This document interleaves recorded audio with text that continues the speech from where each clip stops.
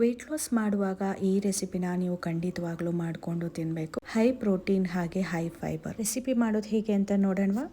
ನಮಸ್ಕಾರ, ನಾನು Shweta. Welcome back to another super healthy recipe. Kabul ಕಡಲೆಕಾಳನ್ನ ಹಿಂದಿನ ದಿನನೇ ನೆನಾಕಿಟ್ಕೋಬೇಕು. ಯಾವುದೇ ತರದ ಕಾಳಿನ ರೆಸಿಪಿ ಅಥವಾ ಅಡಿಗೆ ಮಾಡ್ತಿದ್ರ ಅಂದ್ರೆ ನೆನಾಕಿ ಮಾಡೋದನ್ನ ರೂಢಿ ಮಾಡ್ಕೊಳ್ಳಿ. ಬೆಳಗ್ಗೆ ಇದನ್ನ ನೀವು ಬೇಯಿಸ್ಕೋಬೇಕಾಗತ್ತೆ. ಉಪ್ಪು ಹಾಗೆ ನೀರ್ನ ಹಾಕಿ ಕುಕ್ಕರ್ ಅಲ್ಲಿ ಅಥವಾ ಓಪನ್ ಪಾಟ್ ಅಲ್ಲಿ ಬೇಯಿಸ್ಕೋಬೇಕು. ನಂತರ ಇದನ್ನ ಸೈಡಿಗೆ ಎತ್ತಿಟ್ಕೊಂಡು ಡ್ರೆಸ್ಸಿಂಗ್ ರೆಡಿ ಮಾಡ್ಕೊಳ್ಳೋಣ. ಇದಕ್ಕೆ ನಾನು ಯೂಸ್ ಮಾಡ್ತಾ ಇರೋದು ಅವಕಾಡೋ. ಒಂದು ಮೀಡಿಯಂ ಸೈಜ್ ಅವಕಾಡೋ, ಹಾಗೆ 2 ಖಾರಕ್ಕೆ ತಕ್ಕಂತೆ ಹಸಿಮೆಣಸಿನಕಾಯಿ, ಕರಿಬೇವಿನ ಸೊಪ್ಪು, ಕೊತ್ತಂಬರಿ ಸೊಪ್ಪು, ಕೊನೆಯದಾಗಿ 3 ಸ್ಪೂನ್ ಆಗೋಷ್ಟು ಮೊಸರನ್ನ ಹಾಕೊಂಡು ಇದನ್ನ ನುಣ್ಣದಾಗಿ ಗ್ರೈಂಡ್ ಮಾಡ್ಕೋಬೇಕು. ಚಿಕ್ಕ ಪಾಟಲ್ ಆಗ್ಲಿಲ್ಲ ಅಂತ ಹೇಳಿ ಮತ್ತೆ ನಾನು ಪಾಟ್ನ ಚೇಂಜ್ ಮಾಡಿದ್ದೀನಿ ಅಷ್ಟೇ.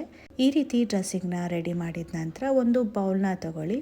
ಇದಕ್ಕೆ ಬೇಯಿಸಿಟ್ಟಿರುವಂತ ಕಾಬೂಲ್ ಕಡಲೆಕಾಳನ್ನ ಹಾಕೊಳ್ಳಿ. ಈ ಕಡಲೆಕಾಳಲ್ಲಿ ಹೈ ಪ್ರೋಟೀನ್, ಕ್ಯಾಲ್ಸಿಯಂ ಹಾಗೆ ಫೈಬರ್ ಇರುತ್ತೆ. ತುಂಬಾನೇ ಆರೋಗ್ಯಕ್ಕೆ ಒಳ್ಳೆಯದು. ಇನ್ನು ಇದಕ್ಕೆ ಸಣ್ಣದಾಗಿ ಹೆಚ್ಚಿರುವಂತ ಅರ್ಧ ಸೌತೆಕಾಯಿನ ತಗೊಂಡಿದ್ದೀನಿ. ಒಂದೇ ಒಂದು ಹಸಿಮೆಣಸಿನಕಾಯಿನ ತುಂಬಾ ಸಣ್ಣದಾಗಿ ಚಾಪ್ ಮಾಡ್ಕೊಂಡಿದ್ದೀನಿ. ಕರಿಬೇವಿನ ಸೊಪ್ಪನ್ನ ಸಣ್ಣದಾಗಿ ಚಾಪ್ ಮಾಡ್ಕೊಂಡಿದ್ದೀನಿ. ಇನ್ನು ಈರುಳ್ಳಿ, ಟೊಮ್ಯಾಟೊನು ಕೂಡ ಸಣ್ಣದಾಗಿ ಹೆಚ್ಕೊಂಡಿದ್ದೀನಿ. ಇನ್ನು ಕೊತ್ತಂಬರಿ ಸೊಪ್ಪು ಹೆಚ್ಚಿರುವಂತದನ್ನ ಹಾಕೊಂಡು, ಹಾಗೆ ಇದಕ್ಕೆ ನಾನು ಏನ್ ಡ್ರೆಸ್ಸಿಂಗ್ ನ ರೆಡಿ ಮಾಡಿ ಇಟ್ಕೊಂಡಿದ್ದೆ ಅದನ್ನು ಕೂಡ ಹಾಕೋತಾ ಇದ್ದೀನಿ. ಇನ್ನು ಇದಕ್ಕೆ ಹೊಂದೋ ತರ ರುಚಿಗೆ ತಕ್ಕಷ್ಟು ಉಪ್ಪನ್ನ ಹಾಕೊಳ್ಬೇಕು.